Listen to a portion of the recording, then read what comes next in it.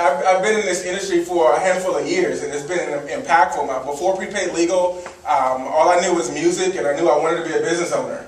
One day I was pursuing an investment career in real estate at the time. I was going to all the no money down real estate seminars. You ever did that before? Because I had no money to put down. So I had a plan. I was on it, you know, just trying to put the pieces together and do what I could do. And I was in school at the time at Howard University on the East Coast as well. Had a dorm room snack shop. I sold M&Ms. If you haven't sold M&Ms, you haven't lived, right? And that's how I paid for my books in school. And I had launched a real estate investment career. I actually started studying real estate investing at 14 years old. Because I came home one day and I saw my dad watching a video about how wise people create income-producing assets. And as I listened, in my 14-year-old brain, I understood what they said. And it was a real simple example. They said, if you had 10 investment properties, y'all heard this before, right? And all the mortgage was paid by the tenants, and there was still $300 a month left. And you had 10 of those, that's $3,000 a month in your sleep. And I said, wow, that sounds good. Like, that sounds smart. Like, wow, what? And I listened to more of it, and they were talking about this concept of income-producing assets. And I remember thinking, wow, wait a minute. You mean if we had enough income-producing assets, then my family could be at all the performances? I was a trumpet player. My background, picked up the trumpet at 4th grade, and ended up going to a school called Fillmore Arts Center in elementary school, then went on to a school called Duke Ellington School of the Arts for high school. We got a chance to perform in Marseille, France, Amsterdam, Paris. It was an amazing experience. But how many people know when you can't take your loved ones with you, it just takes something away? Right. Everybody with me? I didn't have the money, my family didn't have the time, everybody was busy working. And it's because that's the way we've been taught. Anybody went to school and they said, go to school, get good grades, and start a business?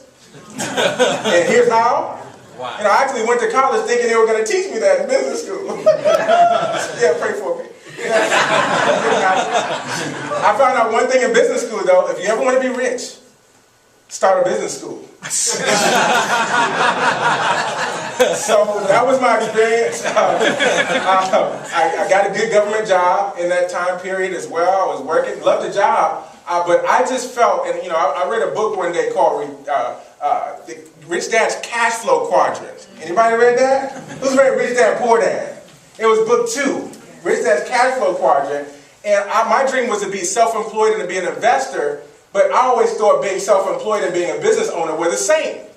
And he begged to differ. And I said, wow, they're not the same, self-employed and business owner? And I said, well, what's the difference? And he went on to say, being self-employed is great. You can control your time, kind of. You can set your own hours, I should say. You don't have a boss, you're your own boss. He said, but if you're self-employed, so if you remove yourself from the equation, the business collapses. And you got to start all over. But then he went on to talk about a real business owner, a big business owner. And he said a business owner owns a system. And that system employs other people who can run the system with or without you. Therefore, your cash can continue to flow in even if you're not there. He said a true business owner can walk away for over a year from their business and come back and is generating more income than before they left. I said, I want to be a business owner. Right? Yes, sir.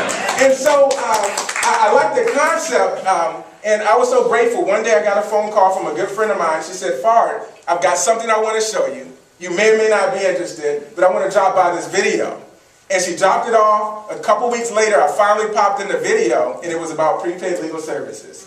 And the first thing I saw was the service itself. The service made sense. I could list off dozens of scenarios, just everyday life events that my family members could have utilized to a prepaid legal for. And it would have totally changed the outcome of those situations. But we did like most people. We try to handle things on our own or ignore stuff.